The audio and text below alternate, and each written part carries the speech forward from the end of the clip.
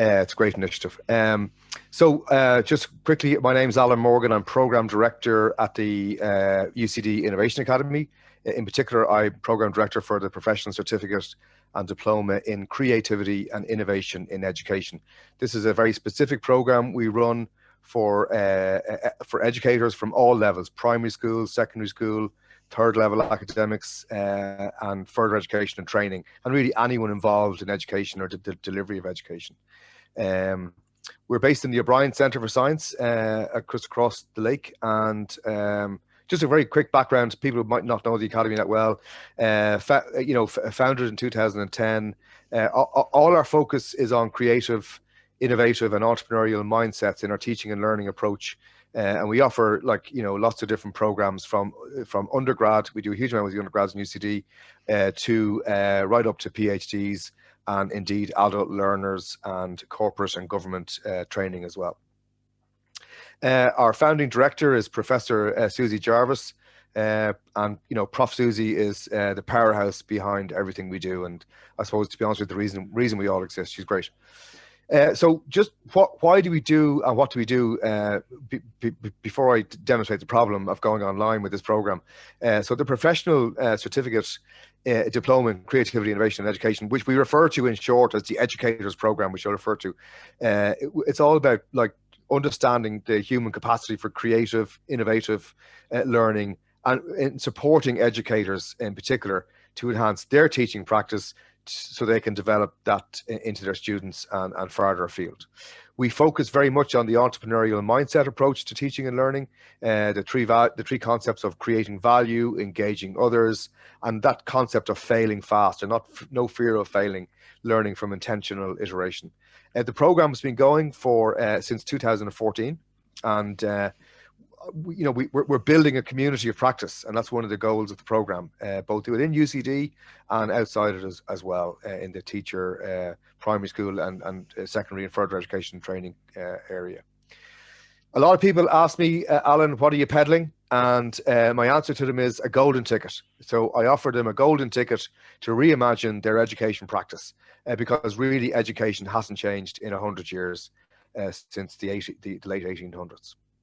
So to focus on the problem a bit, so the Educators Program brings together teachers and academics from all walks, as I said, and our learning approach is action-based. It's hands-on, it's learning by doing, it's that co-creation of the learning experience with the students, with the learners themselves. It's very much a collaborative learning environment that encourages the co-creation of education.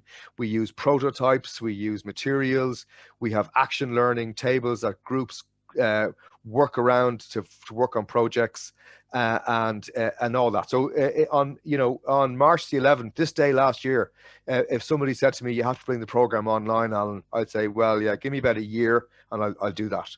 And of course, March the 11th came. That's me in class, not the young fella in the corner, but that's one of the students. This is a bunch of undergrads I had on March the 11th last year, this day last year, and I was teaching a design thinking for innovation class, and this is my last classroom gig. So the following day we were all online. It's kind of poignant. It's to the day today, so I stood back and I knew I had to bring the Educators Program to the online world. So I kind of took a step back and said, I think we need to have a new approach, and we developed, along with my colleagues, we developed a whole new way of approaching our designing our modules and delivering our modules. So the first thing we understood that we still needed to have a student-centered learning concept, or that must prevail. But I also saw the concept of the facilitator's role changing, in particular challenged by this concept that they're always online and they seem to be the sole point of contact in online environments. So therefore, a new type of approach was needed. So in classic academic style, I stole a model from somebody else. I have them referenced down there in the bottom, Ryberg et al. And I looked at this. They have a model called Collaborative E-Learning Design Method, co-ed. Really interesting. And I took that and I kind of adapted it to my own needs, a 5-phase process. So when we were workshopping on our module, or indeed our class design with my colleagues, we look at the idea, the development of design, we call that the vision. what's the basic idea of the class or the module? What should be designed?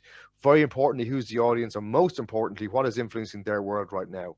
What are the intended learning outcomes and goals, description of activities, who's doing what in facilitation role? Because co-facilitation became the norm and has become the norm in the online world for us. Working methodologies, arenas we need to use, and very much the who, what, where, why of the delivery. And then working on production of any materials, the design of learning platforms and technology, which I'll allude to in a few minutes.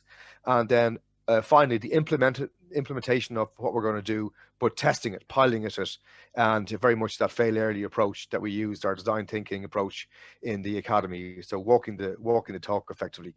So tested and adjusted so it's ready for delivery. So lots of other tools I'd just like to introduce people to that we found very useful, and I found very useful in designing modules. This is a training design canvas. So, you have to understand the process. Normally, myself and my colleagues would be sitting around a table in the Innovation Academy, talking about our modules, designing them, maybe writing out stuff on our whiteboard, what we're going to do, approach to learning. Now we're all working from home remotely. So we needed some kind of a focus. So again, this is from the Entrecomp framework, Entrecomp Italia, actually. Anyone can access this 7-point training canvas. You can download a blank canvas and fill it in yourself. It's really cool. So looking at the target audience, the learning content, structure, tools, and methodology, what communication strategies, any external connections, any people you need to bring on, guest speakers, host companies to involve, the learning impacts of what you're doing, and then the evaluation of that itself. Really useful canvas. Another canvas that we brought in again for us as facilitators, trying to plan for that entrepreneurial learning and intervention. So defining what the learning outcomes are, crafting the format, listing the resources we need, selecting learner space needed, and that in the online world we needed to understand when we had breakout rooms in Zoom and so on and so forth. So these canvases proved very helpful in the approach to our learning design. Then we all discovered Google Jamboard, and Google Jamboard is available to anyone. It's basically a collaborative whiteboard learning tool. So in the academy, in the classroom environment, we use a lot of post-it notes, whiteboards, sticky whiteboards, mobile whiteboards with teams going through design thinking challenges, affinity mapping, systems thinking mapping. We lost all that. We lost the ability to do all that. So the Google Jamboard is an absolute great tool. It's collaborative. It can be used in a timely fashion with at the same time by collaborative students and facilitators alike. And this is a real help to us, our students, and we continue to use it today. The Academy is famous for its Lego ducks, if no one has heard about that. A lot of our modules, including the Educators Program, on day one, we introduce a packet of Lego and we ask our students to make a duck. And it's based on the theory of boundless thinking and the boundless elements of creativity that everyone has. So we started off by posting Lego ducks to 2 students in Ireland, but then when the program developed an international reach, which I'll allude to in a few minutes, that became impossible because there was no postage to certain countries during COVID-19. So we had to look for an alternative, and the online tangram puzzles became a go-to for us. And this one in particular, you get a load of pieces and it asks you to make something, in this case a kangaroo, and again it demonstrates those learning outcomes of boundless thinking and creative and innovative processes.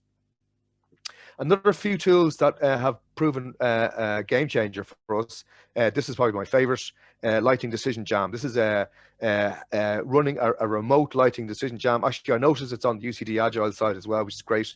This takes 90 minutes. It brings teams together. It's basically a mini design sprint, and it's a really cool tool and available to anyone there. Comes with a set of instructions for students and facilitators as well, which is really cool. Again, you can AJ Smart, you can get it there. This one here I love as well. We use this in conjunction with design thinking, and it's really developed the whole design thinking process online, framing the value creation idea. It's really a real entrepreneurial learning tool. What the problem is you're trying to solve, what's your vision, ultimate impact, or where are the main constraints you face. And again, that's from the IDEO organization. You can get that yourselves if you'd like that. Very simple tools, and collaboratively they bring people together in the remote learning environment. Design thinking is nothing new for the Innovation Academy. We use it and embed it in all our programs, and particularly in the educators program, we have a full design thinking day in week one of module one in week one, and then module two is effectively a 5-day design thinking workshop. But what we found is that using the design thinking and following the design thinking process online, we've been able to access really cool ideas from companies that have come online with us that would not normally have been able to come to UCD.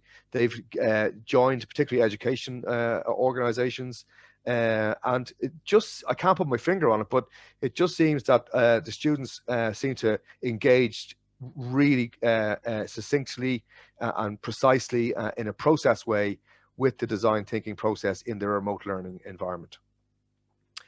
Reflection and journaling has become a real important concept for us in the online world. In the educators program, we've introduced every morning we have 5 minutes reflectioning, a reflection workshop, 2 minutes on their own, and a 3 minutes group parent share, and it's proven to be a game changer because it feeds into the reflections and realizations report from the students, and they reflect as they learn.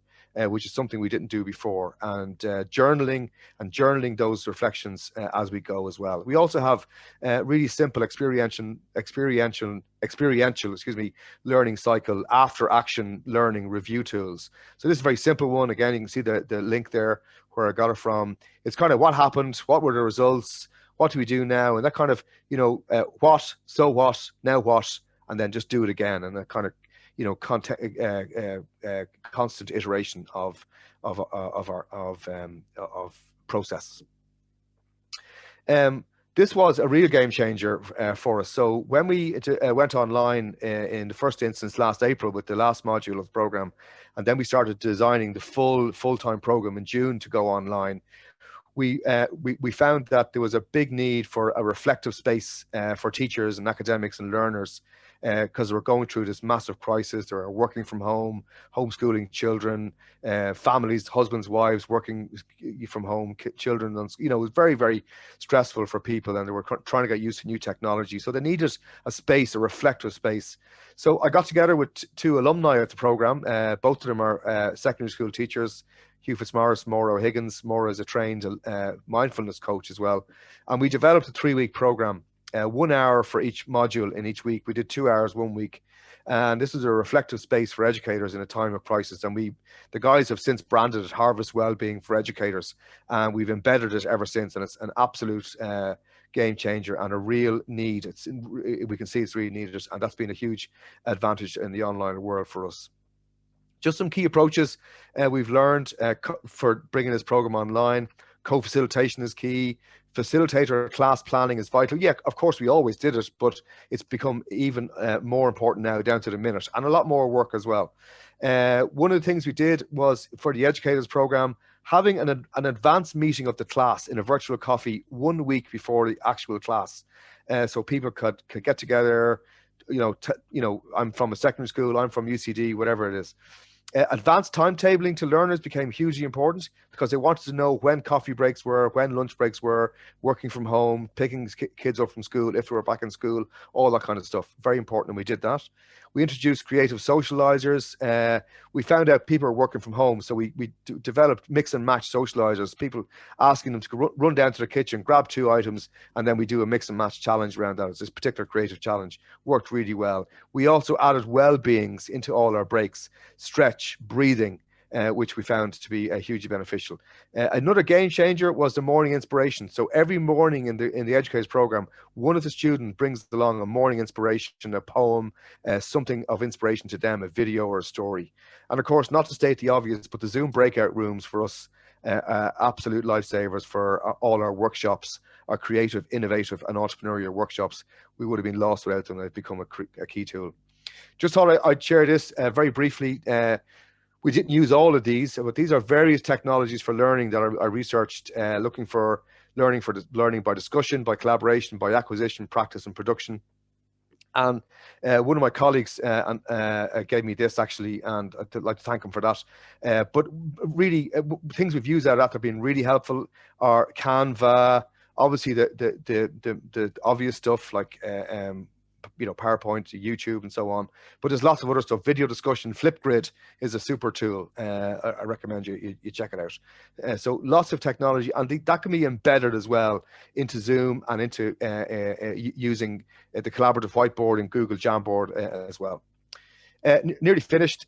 Just a couple of things on the benefits. So one of the big benefits we found bringing the educators course online is that there's no geographical boundaries, both nationally and internationally. So we've had teachers on Valentia Island, on the Aran Islands, Donegal, Cork, from all over Ireland, and indeed France and Italy as well.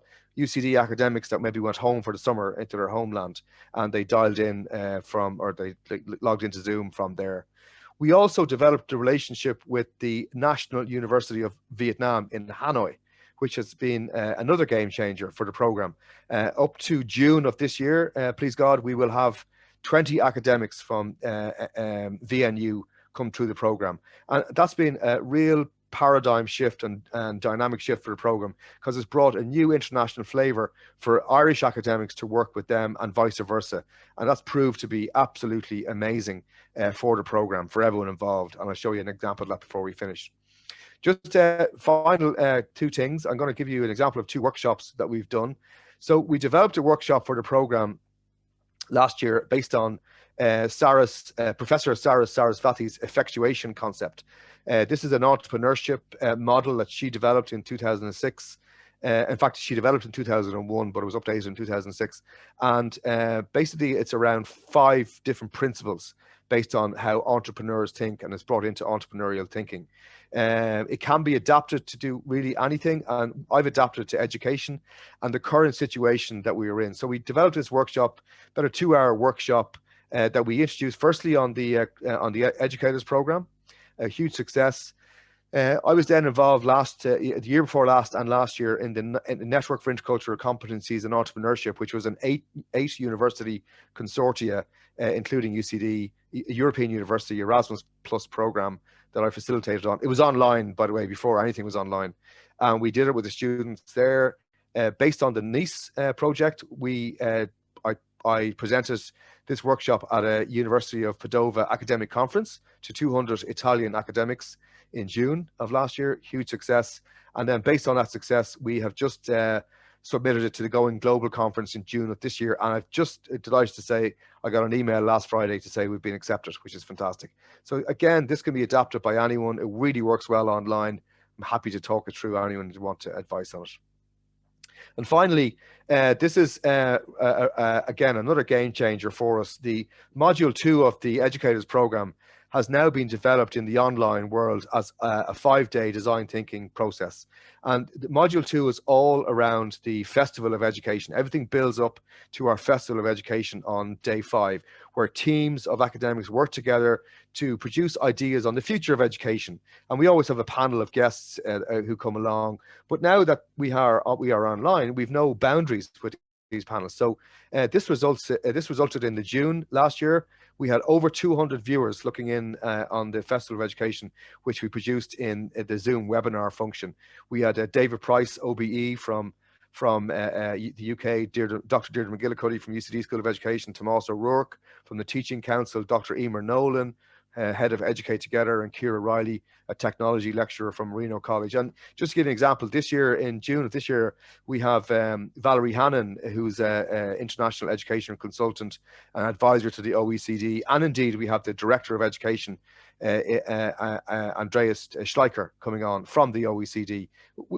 These people would never travel to UCD in the past. So the online world has been kind to us in that regard and has opened up boundaries. But really what's happened is, particularly with the input of the international cohort of educators working together with Irish educators, this summer Festival of Education has really been groundbreaking in the projects that they produce. I'll just give you one example here. It's very hard to see it obviously on one slide, but this is by the Vietnamese themselves. This is last January, just gone. And they produced a project based on students' low level of engagement in the online classes. They're all online over in Hanoi as well. They've been affected just as badly as we have by COVID-19, and real groundbreaking project.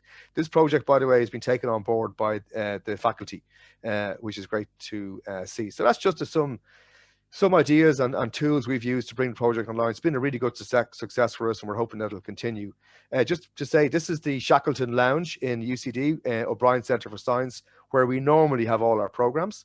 And we always say the spirit of Shackleton is in the classroom, of no failure, risk-taking, fearless approach to changing education practice. And this is my educators class from this week. I'm right in the middle of module 3 at the moment, and I still say the spirit of Shackleton remains even in the online world. So thanks very much for listening. I hope everyone got something from it, and happy to take any questions. Thank you. Alan, thank you so much. That was really interesting, and I think a brilliant example of working smart while being apart. I think it really does fit with our theme wonderfully. So thank you for that. Really interesting. Anybody have any questions for Alan? You can, small group, just unmute yourself there if you want to ask, or if you prefer to chat, that's absolutely fine too. So Iris is asking a question there. How has the change impacted assessment? Yeah, it's a really good question, Iris. So our assessment is probably a little bit different than you know, a regular kind of a module where there's an exam and so on. So no real change, because our assessment is based on reflective reports and action learning project reports. So it really hasn't given us. I think we probably given them a lot more detail on assessment, because you know we presented online now, whereas before we kind of probably gave paper handouts, and so I think it's a lot clearer and more succinct to the students. So no real change there, Iris, but you know, good question in fairness. And a comment there from Helena. Thanks very much. Fantastic and very interesting presentation. So yeah, really interesting. Second that one. Thanks, Helena. Thank you. Yeah, it's been a journey, and it's been a journey for all of us, myself, my colleagues as well on the program. And do you know, we're still, like all of us in UCD, we're still learning the new world here, you know, and we'll see how it changes going forward. Yes, yeah, absolutely. On that, Alan, I just have a question. I mean, you brought us to the Shackleton room there a second ago, but when you do end up back on campus, do you think there's anything that you've learned from this experience, this online world, that you'll bring forward into the future? Yeah, I think it's a really good question, Emer. Yeah, Emer. I think first of all, we really have to embrace technology. I think a lot of us were afraid of it beforehand. You know, you cannot facilitate and teach online. Well, you can. So I think there's going to be a blended approach to what we do. I think, you know, it's got to change the concept of bringing guest speakers into campus. I think you know, we have a lot of that online now, which I think we should embrace. You know, I'm not advocating that we shouldn't have face-to-face. Nothing I love better than face-to-face teaching, that kind of, you know, touchy-feely approach, particularly in a learning by doing environment as we have. But I think we're going to embrace a lot more tools. I think there's going to be a lot more tools available to us, particularly in the education space. And, you know, I think all in all, as much as COVID-19 has been a real challenge in the education sector, I think when, you know, that old saying, every crisis has an opportunity, I think there's lots of opportunity for us. Alan, you said that you have a lot more international participants now, and just going back to Emer's question there, like in the future, do you envisage, because a lot of that your modules are very, as you say, interactive, you touch things, you know, and I know you've adapted that now to the online environment, but I suppose, do you imagine that at some point that you will have some of your students will be actually in the classroom, and others from around the world will be zooming in, or so you'll have to have that, not even so much blended, because some student might be there full time in the Shackleton Lounge, and somebody else might never attend but could be registered to the module. So it'd be interesting to see in the future. Really great observation, Iris. I'll just explain to you really quickly. So I've thought about this a lot, and we've discussed it actually, you know, when we go back, because I think we all understand we will get back to the campus at some stage. I think things will change and be different and so on. So even for the June program coming up in June, we now have more international applications, which is really interesting to see. So I think what's going to happen is, so one of the things I'm investigating is when we do go back to and have the classes in the Shackleton Lounge, where we have academics in class, I think we will have, maybe better communication tools in the classroom where the students abroad can actually log in and experience being in the classroom